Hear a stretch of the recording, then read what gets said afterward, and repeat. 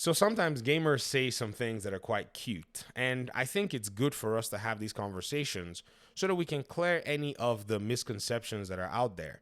I made a video talking about 30 FPS versus 60 FPS. I even made a follow up as I'm actually recording this video. That follow up is going to be going out in about an hour. I wanted to take some time to talk about this because you see, a lot of gamers out here say some really interesting things that I believe that if we don't address, they're going to be spreading all these misconceptions all over the place. I'll show you a comment from one of our audience members. It was quite interesting. This was in the context of just a string of comments.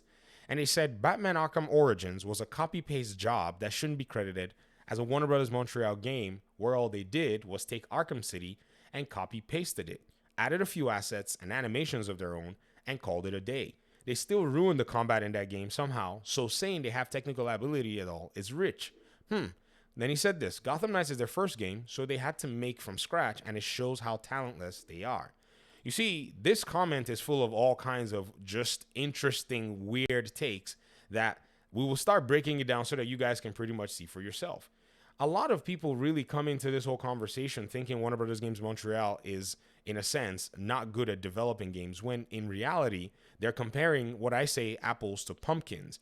You see, when it came to making Arkham Origins, for sure, Warner Brothers Montreal was thanking Rocksteady for giving them their code and assets to go ahead and make their own game, but that was about the extent of it. There's an article here where Stephen Hill even addressed his own involvement or Rocksteady's involvement in the development of Arkham Origins. And basically what he responded and said to the person interviewing him on this Game Informer article was, he said, to be honest, mainly we said, make the game you want to make. Hill says, for us, the focus is 100% of Arkham Knight, and we didn't want to try and influence them from afar. He says, we wanted them to be really passionate about the game they wanted to make. The main involvement was, take our code, make the best Arkham game that you can make, and we don't want to try and be directing from across the Atlantic. We were quite busy. And even Stephen Hill understood that the development of Arkham Origins was actually very important because he says, we knew we needed time to make this game. They needed time to make Arkham Knight, and so it was going to be 3 years of development, so that meant it was going to be a long time without an Arkham game. So I think that was a decision for Warner Brothers, not for them. So Warner Brothers basically said, okay, if it's going to take you guys a lot of time, Rocksteady, let's get somebody to get an Arkham game to hold over the fans, and that's what Arkham Origins was born. It actually became a successful project. The developers were able to create a game within the Arkham canon that actually did showcase a lot of really cool stuff. Fighting mechanics, boss fights, all kinds of really interesting things that really did appeal to the Arkham community overall. So I don't know where this comment is coming from. And I'm sure this comment is coming from a place of wanting to just tear down Warner Brothers Montreal, when in reality, this person is comparing apples to oranges by saying, oh, because this is their first game, this is Gotham Knights, that they don't know how to make a game, when in reality, this person, all they want is another Arkham game. You see, a lot of people actually suck at playing Gotham Knights. They will not admit it. They don't want to engage with the mechanics, and some of them are just actually afraid that if they actually delve into the mechanics, they're actually going to find out that the game is actually not as bad as they think it is. Many of them have been influenced by a lot of YouTubers. I can understand some people played it, but you see, when you watch the reviews before you played the game, it's hard not to judge the game from that, perspective. What I did, and a lot of people did, was we ignored the reviewers and we first played the game. And so we came back to watch the reviewers and went like, what are these reviewers talking about? This game is an RPG. The developers have been saying it for a very long time. How do people not understand this? It will be like somebody coming to Suicide Squad Kill the Justice League, right? And saying, oh, I expected this game to play like Batman Arkham. What?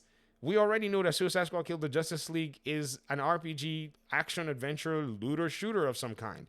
So for you to come in and say, oh, man, I really wish we had, the combat that we did in Arkham and all that stuff with Suicide Squad, is actually going to be something that will be baffling to everyone.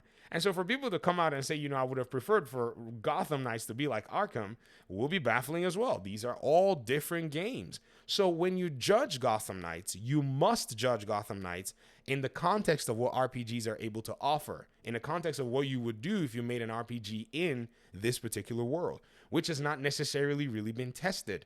Rocksteady has never made an RPG game in the Arkham universe. The first one that we're going to see even some sprinkles of RPG elements is the Suicide Squad game. So this whole comparison and all this conversation that's going on, to me, is a little asinine. Gotham Knights is a really good game. I'm not going to hold back from saying that. I'm not going to pretend and say, oh, well, this is this. Of course, the game has flaws. Which game is perfect? I've played games that actually did not necessarily run as good as Gotham Knights, and I gave those games a good chance. I think a lot of people are closed-minded. No one is saying play the game, but be very wary when you make claims like, oh, this studio is talentless. That is a claim that doesn't really hold any water because you're not being objective. You're pretty much showing that you're biased against the studio because you didn't get what you want. I don't want to put anybody on blast, but man, sometimes we gamers, we don't help our own situation. We say things like these, and in my opinion, I think it doesn't necessarily add to anything. If a game does not appeal to you, best thing you can do is levy your criticisms about the different aspects of the game that you don't like, but to go personal and start to insult a body of, artists because of what they did that didn't necessarily appeal to you is very cheap. Jump into the technical side of things. Jump into the mechanics of things. In fact, if we added to this, you would even see that a game like Gotham Knights is actually much more deep and complex than a game like Arkham Origins.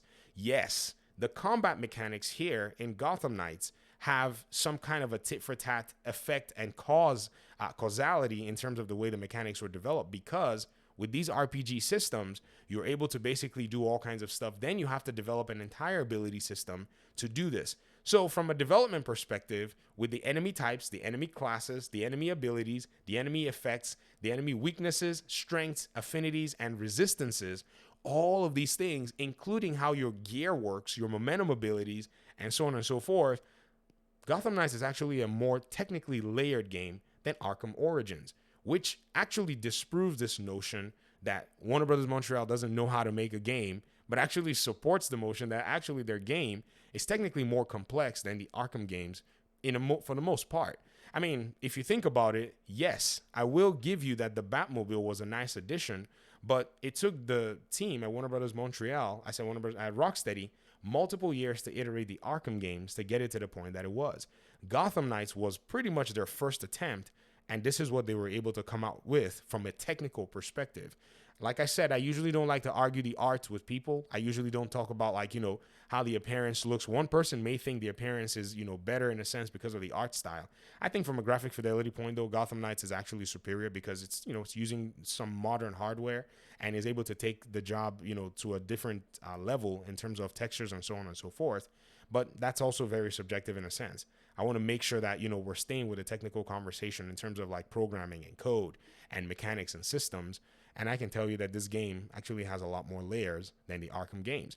If the visuals of the Arkham games is what makes you to judge the entirety of the Arkham game as, say, maybe in a sense more complex, or maybe it gives Rocksteady some level of, street cred in your eyes, then, that's your opinion, and so be it. You can hold your opinion, but that's not factual from a technical side. You got to deal with the technical side, and you're not talking to somebody that doesn't know what they're talking about.